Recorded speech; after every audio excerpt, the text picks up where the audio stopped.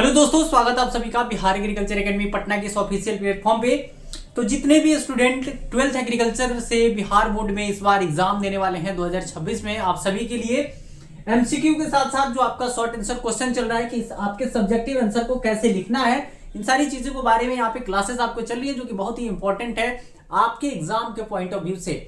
देखिए, जितने भी बोर्ड के बच्चे हैं, बहुत सारे बच्चे ऐप में इनरोल हो चुके हैं, तो आप लोगों के लिए हम लोग डेली यहाँ पे शॉर्ट आंसर क्वेश्चन और ऑब्जेक्टिव्स करा रहे हैं, और लॉन्ग आंसर क्वेश्चन गिन के 5 से 6 क्वेश्चंस देंगे, जिसमें से 3 क्वेश्चंस आपको 100% आएंगे, और आपके एग्जामिनेशंस में एकदम जो बोर्ड की एग्जामिनेशन होगी उसमें 100% वो क्वेश्चंस आएंगे, और आपको उसको जो है जिस तरीके से मैं बताऊंगा उसी तरीके से लिखना है। ठीक है, शॉर्ट आंसर क्वेश्चन मैं बता ही रहा हूं आपको कैसे लिखना है।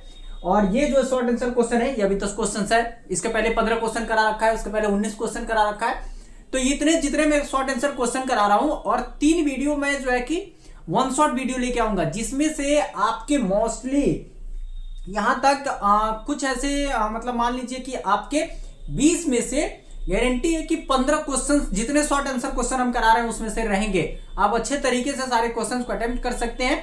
सिर्फ ये सीरीज देखना है, आपको कोई भी इधर उधर परेशान नहीं होना है। ठीक है, और उतना ही क्वेश्चन हम लोग कराएंगे जो आपके लिए इंपॉर्टेंट हो। जैसे ही ये सीरीज खत्म हो जाएगा, इसके बाद ऑब्जेक्टिव की तो सीरीज लगातार चलेगी, लेकिन सब्जेक्टिव मैं इसीलिए करा दे रहा हूं ताकि आप अच्छे से याद कर ले, देख ले कैसे लिखना है। यहाँ पे क्वेश्चन मैं जो है कि इसमें क्वेश्चन और आंसर दोनों लिख के रखा हूं, लेकिन ये अगर डायरेक्ट डिलीवर कर दूंगा तो आप उतने अच्छे से समझ नहीं पाएंगे, याद करने में आपको परेशानी होगी। तो इस चीज को मैं क्या करूंगा, इस क्वेश्चन आंसर को कैसे लिखना है इसको एक्सप्लेन करूंगा, आपके सामने बताऊंगा। ठीक है, जिससे कि आप अच्छे प्रकार से अपने आंसर राइटिंग को कर सके अपने बोर्ड एग्जामिनेशन में, जो आपकी बोर्ड एग्जामिनेशन आने वाली है। साथ ही अगर कोई ऐसा स्टूडेंट है जो बीसीसीटी और आईसीआर के लिए 2026 के लिए बैच ढूंढ रहा है, तो आप लोगों के लिए क्रैश कोर्स 12 फरवरी से स्टार्ट हो रही है। तो आप लोग आके ऑफलाइन, वो भी offline, Bihar agriculture academy Patna की एकमात्र और सबसे पहली संस्थान है जो एग्रीकल्चर से रिलेटेड यहाँ पे ओपन हुई थी। ठीक है, तो आप लोगों के लिए ऑफलाइन क्लासेस भिकना पहाड़ी पटना में चल रही है, आप आके यहाँ ज्वाइन कर सकते हैं अपने एंट्रेंस एग्जामिनेशन के लिए, या अगर आप 12th में बोर्ड एग्जामिनेशन 2027 में देने वाले हैं उसके लिए, या 11th में बोर्ड एग्जामिनेशन के लिए अगर आपने फॉर्म को भरा या एडमिशन लिया है। चलिए हम लोग चलते हैं आगे, देखते हैं आपके ये जो लघु उत्तरीय प्रश्न है। ठीक है, इन लघु उत्तरीय प्रश्नों के बारे में हम लोग जानेंगे, समझेंगे। ठीक है, कि कैसे आपको इसको जो है कि लिखना है, और उसको जो है उसी बेसिस पे हम लोग क्या करेंगे, लिखेंगे। तो क्वेश्चन नंबर हमारा पहला है कि गेहूं में सकरी पत्ती वाले खरपतवार का नियंत्रण क्या है। गेहूं में पूछ रहा है कि गेहूं में सकरी पत्ती वाले, गेहूं में देखिए 2 तरीके के होते हैं, एक कौन सा होता है, एक आपकी जो है कि चौड़ी पत्ती वाले होते हैं, और दूसरा आपका कौन सा होता है, दूसरा आपका सकरी पत्ती वाले। ठीक है, दूसरा आपका सकरी पत्ती वाले। ठीक है, सकरी पत्ती वाले, तो ये 2 तरह के खरपतवार होते हैं। तो इसमें किसके बारे में पूछा है, इसमें पूछा है कि सकरी पत्ती वाले का खरपतवार लिखना है, का नियंत्रण लिखना है। तो देखिए, सबसे पहले ये हम बताएंगे कि हमारे फसल में खरपतवार का, ठीक है, क्या रोल रहने वाला है। ठीक है, तो देखिए यहाँ पे आंसर हमने लिखा है, गेहूं की फसल में खरपतवार के कारण उपज में 10 से 40% तक कमी हो जाती है, अतः खरपतवारों का नियंत्रण करना बहुत ही जरूरी है। सबसे पहले जिस भी क्वेश्चन के आंसर हम लोग दे रहे होंगे उसके बारे में लिखना है कि अगर इसमें हमने खरपतवारों का नियंत्रण के बारे में अगर हमें बताना है तो ये खरपतवार का नियंत्रण क्यों जरूरी है। ठीक है, नहीं तो आंसर देने का 2 लाइन में भी दे सकते हैं, लेकिन ये वे ऑफ राइटिंग में जब आप लिखेंगे, एक तरीके से लिखेंगे, एक सीक्वेंस में क्रमबद्ध तरीके से, तो आपको नंबर भी अच्छे तरीके से मिलेगा, और आपकी जो है कि कॉपी भी वो अच्छे तरीके से भर जाएगी। तो गेहूं की फसल में खरपतवार के कारण उपज में कितना 10 से 40% तक कमी हो जाती है, अतः खरपतवारों का नियंत्रण क्या है, बहुत ही जरूरी है। अब पूछा क्या है, अब अगला हेडिंग डालेंगे कि गेहूं में सकरी पत्ती वाले खरपतवार का नियंत्रण निम्न विधियों से कर सकते हैं। हमारा पहला विधि है सस्य विधि, कल्चरल मेथड। ठीक है, हम सस्य विधि से कर सकते हैं। सस्य विधि में क्या होता है, तो गेहूं की बुआई के 25 से 30 दिन बाद अथवा प्रथम सिंचाई के बाद खुरपी या हाथ की सहायता से सकरी पत्ती खरपतवार को क्या करते हैं, खेत से निकाल देते हैं। तो क्या किया जाता है इसमें इसे हम लोग क्या बोलते हैं, मैनुअली बोलते हैं। यानी कि इसमें क्या होता है कि मेन फिजिकली तरीके से हम लोग क्या करते हैं, खेत में जाते हैं, और जो भी हमारे खेत में क्या होता है, खरपतवार होता है, उस खरपतवार को क्या करते हैं हम लोग जो है कि कल्चरल मेथड के थ्रू यानी कि सस्य क्रियाओं के थ्रू हम लोग क्या करते हैं, खुरपू से या हाथ से उसको क्या करते हैं, उखाड़ लेते हैं और उखाड़ के क्या करते हैं, नष्ट कर देते हैं उसको। कब होता है ये? 25 से 30 दिन बाद, जब किसी भी फसल की हम क्या करते हैं, पहली सिंचाई करते हैं। तो पहली सिंचाई से पहले या पहली सिंचाई के बाद, ठीक है, दो तरीकों से किया जाता है। जैसे अगर आलू की बात करें तो सिंचाई से पहले खरपतवारों को निकाल के और तब सिंचाई करके तब उसका अर्थिंग अप कर दिया जाता है, ठीक है। तो देखिए बात बात में ये क्वेश्चन आ गया, तो क्वेश्चन याद कर लीजिएगा कि जो आपका अर्थिंग अप किस फसल में होता है, ये ऑब्जेक्टिव क्वेश्चन होता है आपका। तो अर्थिंग अप की अगर बात करें तो अर्थिंग अप आपका पोटैटो में होता है, ठीक है, आलू में होता है और गन्ना में होता है। तो जो भी ऑप्शन रहेगा उसको मारेंगे। चलिए अभी ये देखते हैं। दूसरा है रासायनिक विधि, ठीक है, केमिकल मेथड से, ठीक है। पहला कल्चरल या फिजिकल मेथड और दूसरा कौन सा आपका जो है कि केमिकल मेथड। बुआई के 25 से 30 दिन के बाद आइसोप्रोट्राल 500 जीएस, ठीक है, 1 किग्रा सक्रिय तत्व 600 से 1000, ठीक है, ये 1000 होगा, ठीक है, 600 से 1000 लीटर पानी में घोलकर क्या करते हैं, छिड़काव कर देते हैं। और यही अगर हमारा चौड़ी पत्ती के लिए पूछ दे कि चौड़ी पत्ती के लिए किसका छिड़काव करते हैं, तो चौड़ी पत्ती के लिए हम किसका 2,4-D का हम लोग क्या करते हैं, छिड़काव करते हैं। तो सक्रिय पत्ती के लिए किसका, आइसोप्रोट्यूरान का करते हैं और चौड़ी पत्ती के लिए हम किसका 2,4-D का करते हैं। चलिए नेक्स्ट क्वेश्चन चलते हैं, आगे देखते हैं। अगला क्वेश्चन है कि हरी खाद क्या है। अगला जो हमारा क्वेश्चन है इसमें पूछ रहा है कि ग्रीन मैन्योर, हरी खाद क्या है। तो हरी खाद हम वैसे उस खाद को बोलते हैं जिसमें हम क्या करते हैं कि अपने खेत में हम फसलों को लगाते हैं और उसको क्या करते हैं, हरी अवस्था में ही अपने खेत में क्या करते हैं, जुताई कर देते हैं, जिससे क्या करता है वो नाइट्रोजन का फिक्सेशन करता है और आपको जो है कि आपके खेत में नाइट्रोजन की मात्रा कम डालनी पड़ती है और आपके नाइट्रोजन की मात्रा जो है कि जैविक तरीके से आपके खेत में क्या होता है, उपस्थित होता है। तो आइए इसको देखते हैं। हरी खाद ऐसे पौधे होते हैं जिन्हें मिट्टी की उर्वरता, संरचना एवं गुणवत्ता बनाए रखने के लिए प्रयोग किया जाता है। मुख्य फसलें जैसे ढैंचा, दलहन, मूंग, सनई, उड़द, लोबिया आदि को क्या करते हैं, हरी खाद के रूप में प्रयोग किया जाता है। और जब यह करीब 1.5 से 2 फीट का हो जाए तब उसे खेत में जोतकर मिट्टी पलटने वाले हल से क्या कर देते हैं, हम लोग जुताई करके मिला देते हैं, ठीक है। और कुछ दिनों के बाद यह सड़ जाता है और तब हम मुख्य फसल लगा देते हैं। हरी खाद का प्रयोग से जो है कि फसलों को क्या होता है, 30 से 35 किलोग्राम प्रति हेक्टेयर नाइट्रोजन मिल जाता है।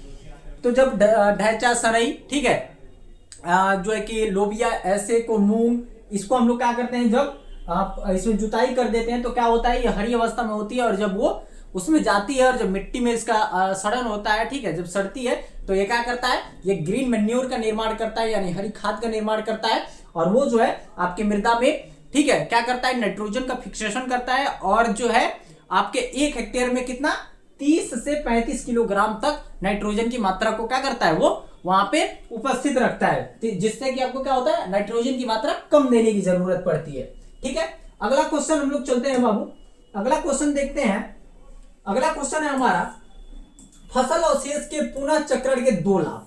फसल अवशेष, जो हमारा फसल का अवशेष बच जाता है, ठीक है, जो हमारे फसल क्या होता है जब हम लोग काट लेते हैं और उसकी जो अवशेष बच जाती है उसके पुनः चक्रण के 2 लाभ पूछ रहा है, ठीक है। उसको क्या, उसको मिट्टी में मिला देने के 2 क्या लाभ है, ठीक है।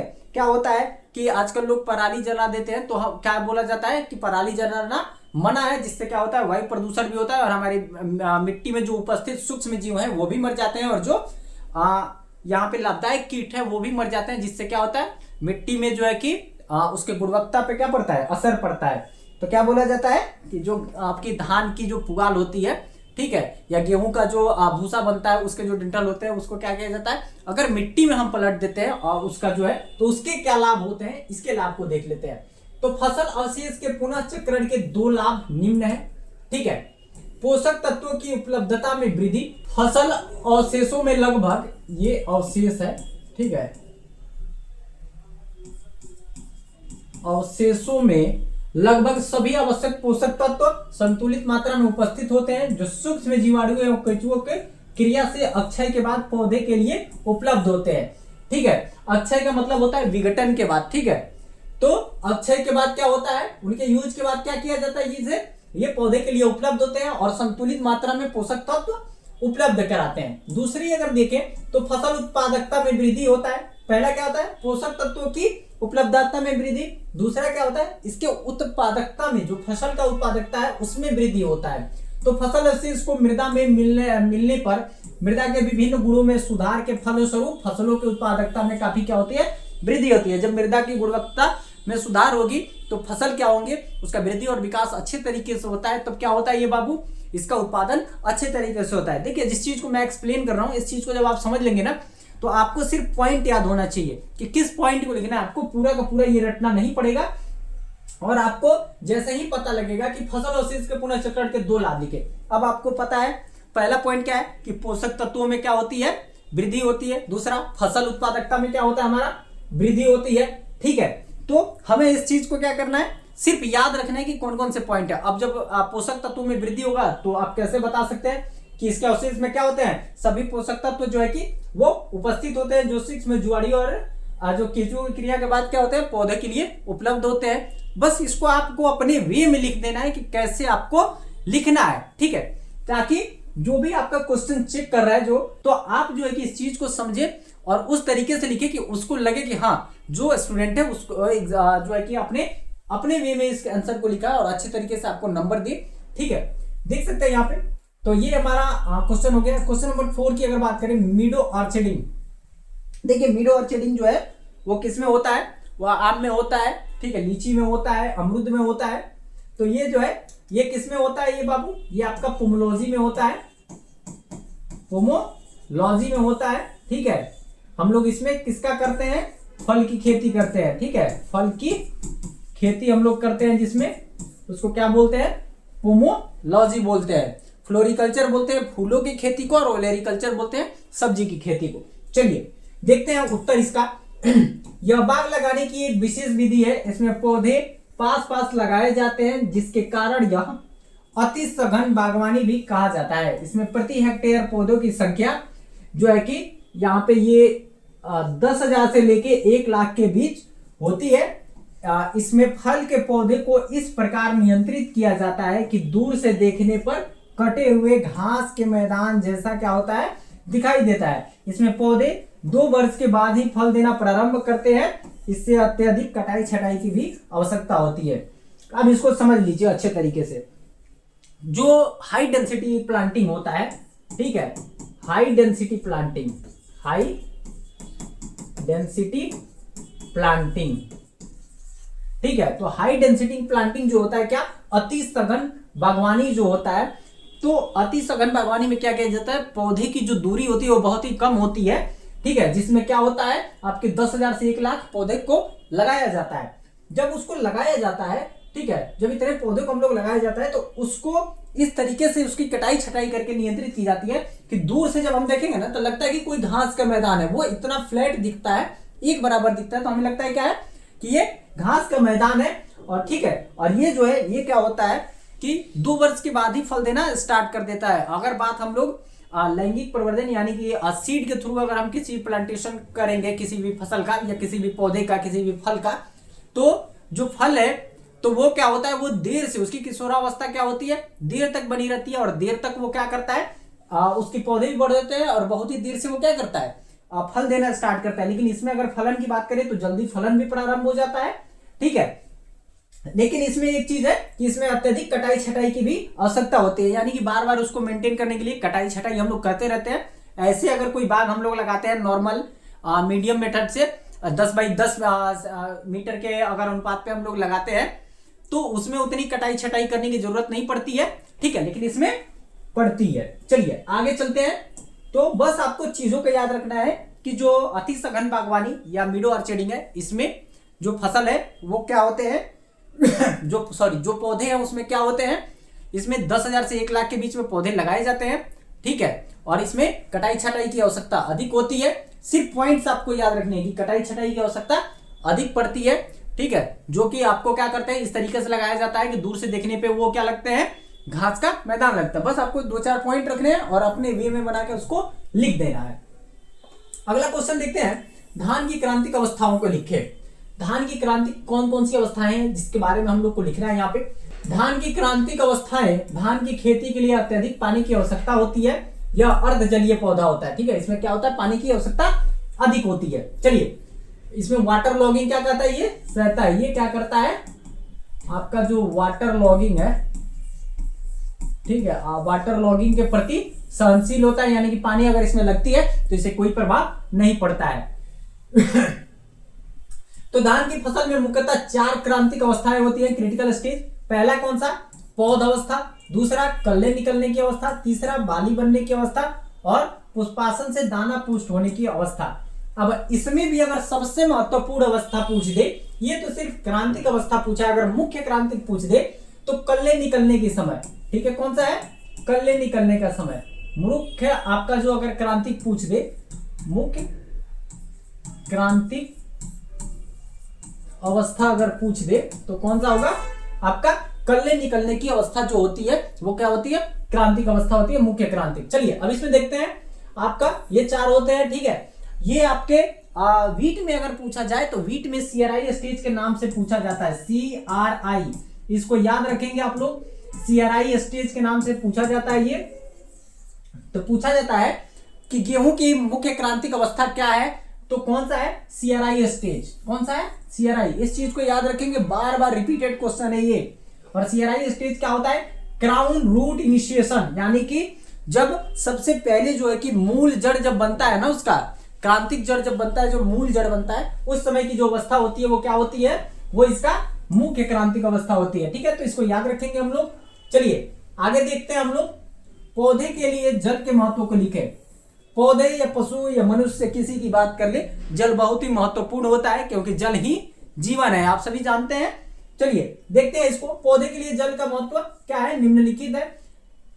पहला क्या है हमारा, पौधे के शरीर का लगभग 70% भाग क्या होता है, जल का होता है। दूसरा, जल मिट्टी में, ये बल हो गया है, इसको लिख लीजिएगा, जल मिट्टी में उपलब्ध जो है कि पोषक तत्व को घुलाता है, इसके बिना पोषक तत्व पौधे के शरीर में प्रवेश नहीं कर सकते हैं, ठीक है। शरीर के अंतर्गत विभिन्न आवश्यक अवयव जैसे प्रकाश संश्लेषण के द्वारा CO2 का स्थिरीकरण अथवा एमिनो एसिड संयोजन होता है, ठीक है, जिससे पौधे के शरीर का क्या करता है, निर्माण करता है, ठीक है, ये एसिड है, ठीक है।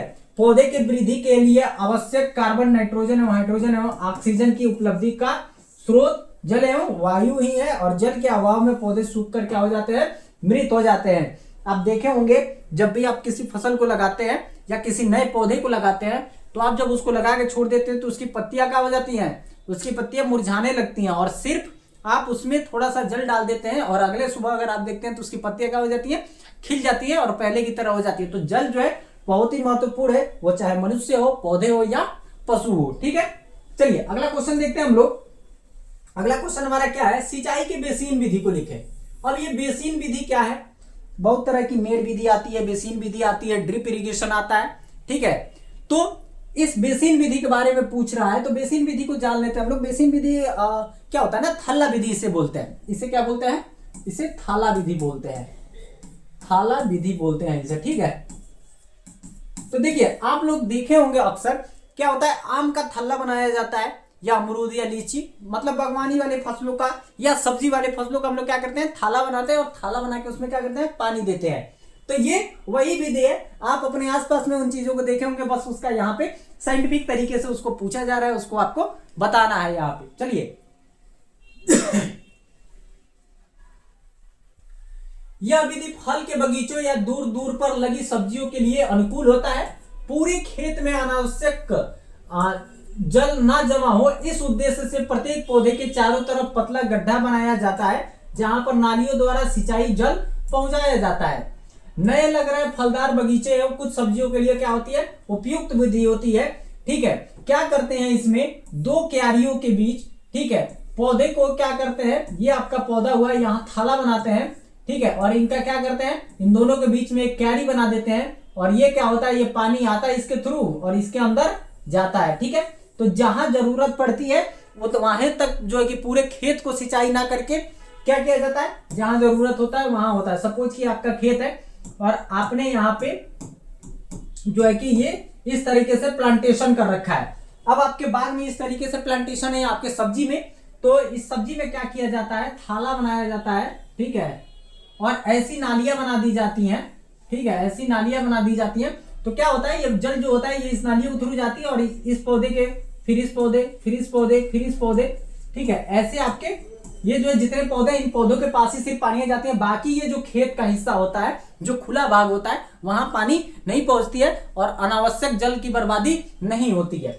चलिए समझ गए होंगे अच्छे तरीके से, बस पॉइंट याद रखिएगा और एग्जाम में 100% लिख के आना है। और मैं जो है ना आज जो है आपको एक जो है कि ऑब्जेक्टिव क्वेश्चन और सब्जेक्टिव क्वेश्चन मैं अपलोड करूंगा ऐप पे, तो वहां पे आप लोगों को क्या करना है, उसको जाके देख लेना है और उसका आंसर राइटिंग लिख के हमको देना है, ठीक है, अपने तरीके से लिख के, और वहीं चैट वाले सेक्शन में आपको अपलोड कर देना है, नहीं तो मैं ग्रुप बना के एक अपडेट करूंगा, उस ग्रुप में आप लोगों को अपलोड करना है, ठीक है बाबू।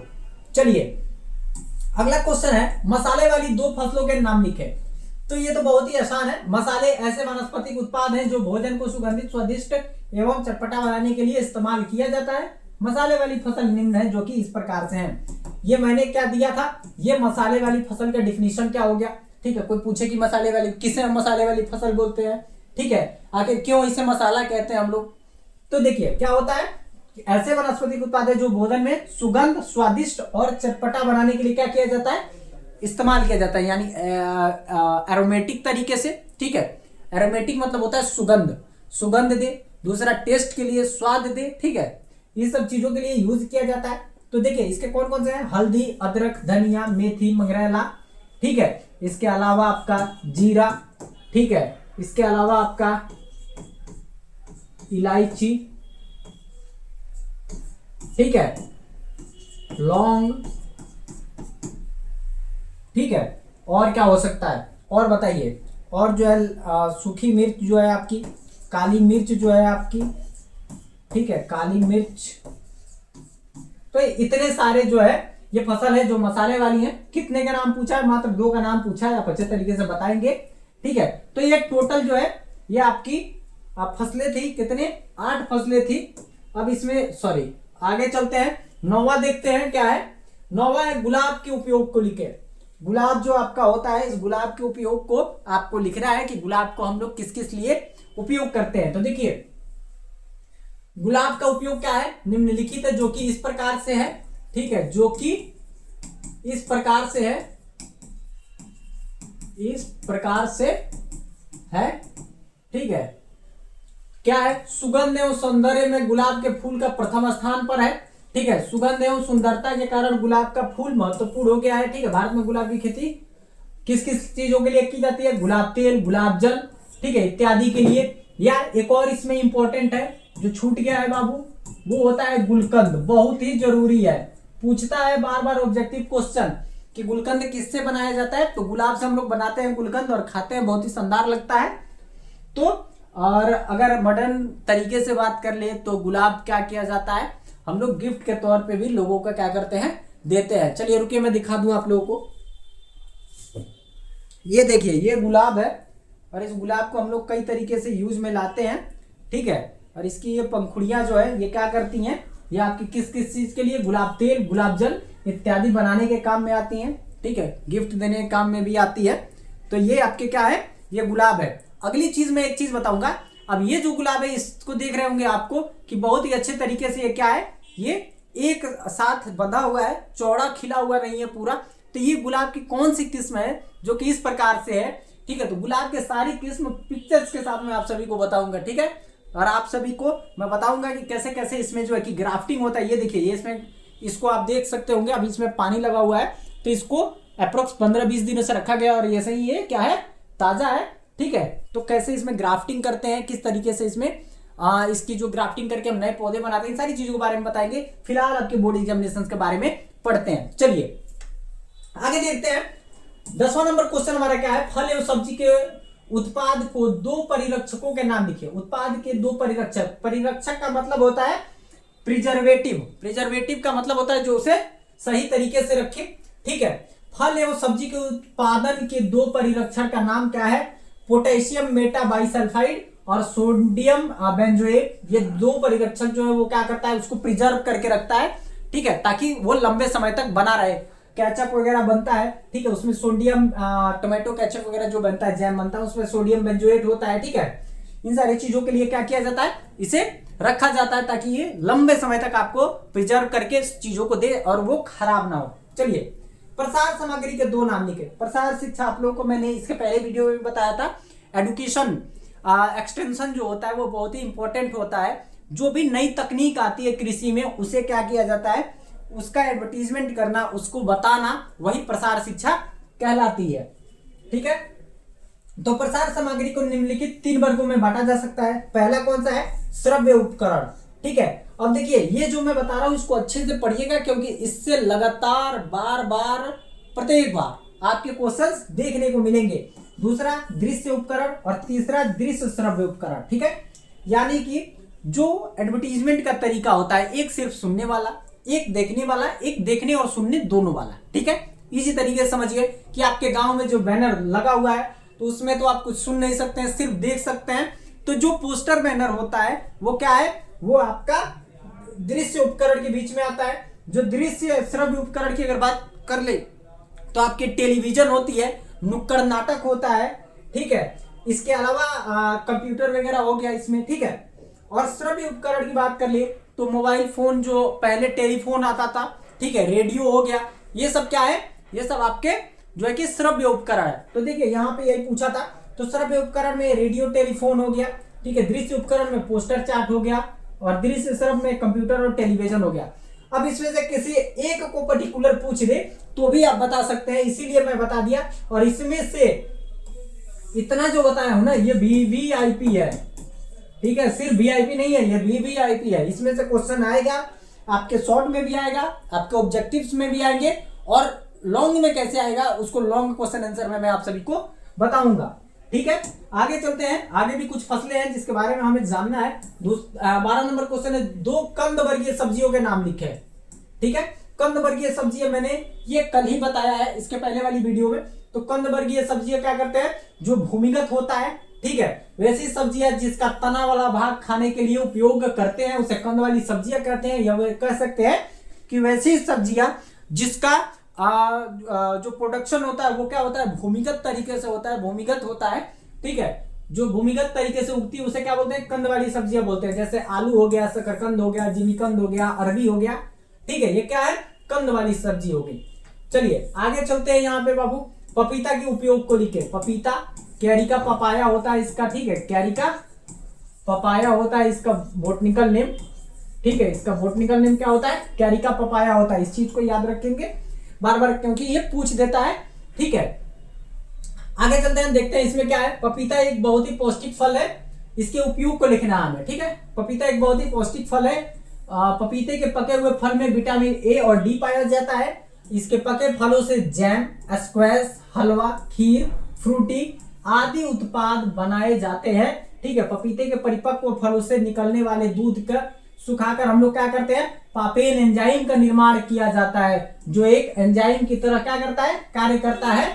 इसका प्रयोग मांस को मृदु बनाने में तथा सौंदर्य प्रसाधन आदि बनाने में क्या किया जाता है। तो पपीता का बहुत ही सारा उपयोग है, अनेकों उपयोग। सलाद में भी इसको डाल सकते हैं। ठीक है, तो इसको हम लोग क्या करते हैं, इस तरीके से यूज करते हैं। ठीक है, और इसकी एक बहुत ही वेराइटी जो बहुत ही फेमस है, इसकी याद कर लीजिए, ये पूछता है पूसा नन्ना।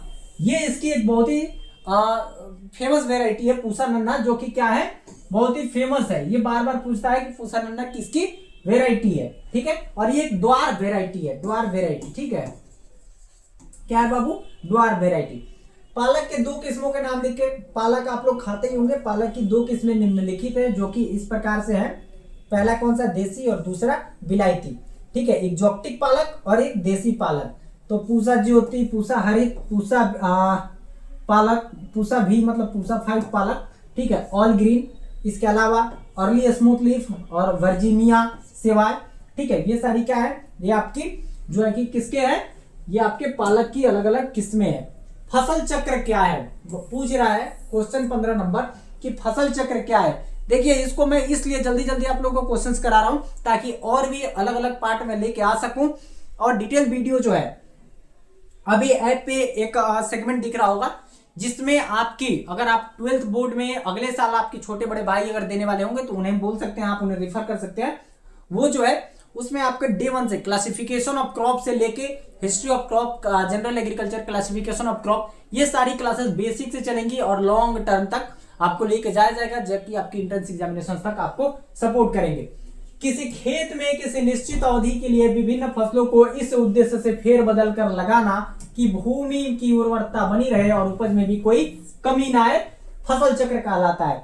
फसल चक्र करने का मुख्य कारण क्या होता है बाबू? मुख्य रीजन हमारा होता है कि जब फसल चक्र करते हैं तो जो मिट्टी होती है उसकी संरचना, ठीक है, उसकी उर्वरकता जो शक्ति होती है, ठीक है, वो सारी क्या रहे, बनी रहे। और वो जब बनी रहेगी तभी आपकी जो है कि अच्छे तरीके से उसमें क्या होगा, प्रोडक्शन निकल के आएगा।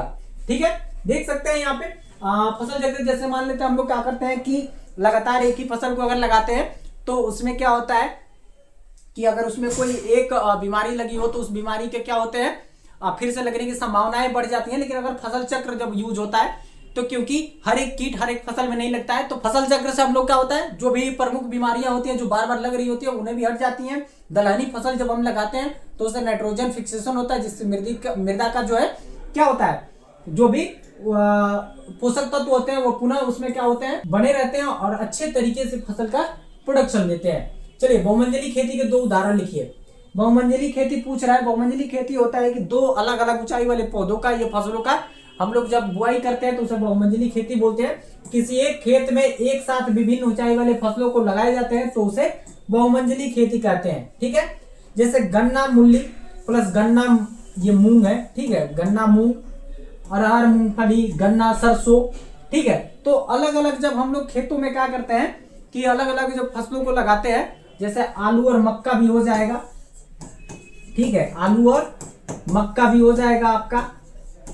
तो ये क्या होता है, दो अलग अलग साइज के हम लोग जब फसलों को एक खेत में लगाते हैं तो उसे क्या बोलते हैं, बहुमंजिली खेती बोलते हैं। तो ओवरऑल ये 16 क्वेश्चन हमने कराए हैं जो कि आपके एग्जाम पॉइंट ऑफ व्यू से बहुत ही ज्यादा इंपॉर्टेंट रहने वाले हैं। कुछ क्वेश्चन इसमें से रिपीट होंगे, कुछ क्वेश्चन जो इसमें से मैं बताया हूं अलग अलग से उससे भी आएंगे।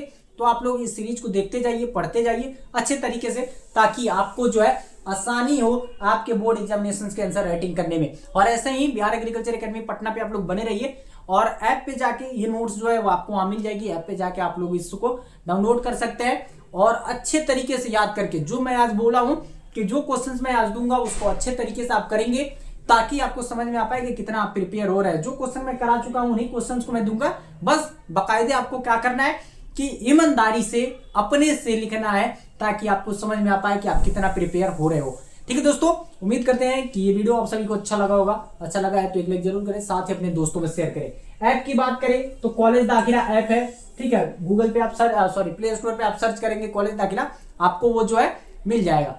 ठीक है दोस्तों, मिलते हैं आप सभी से एक नए वीडियो के साथ, तब तक के लिए दीजिए हमें इजाजत। जय हिंद, जय भारत।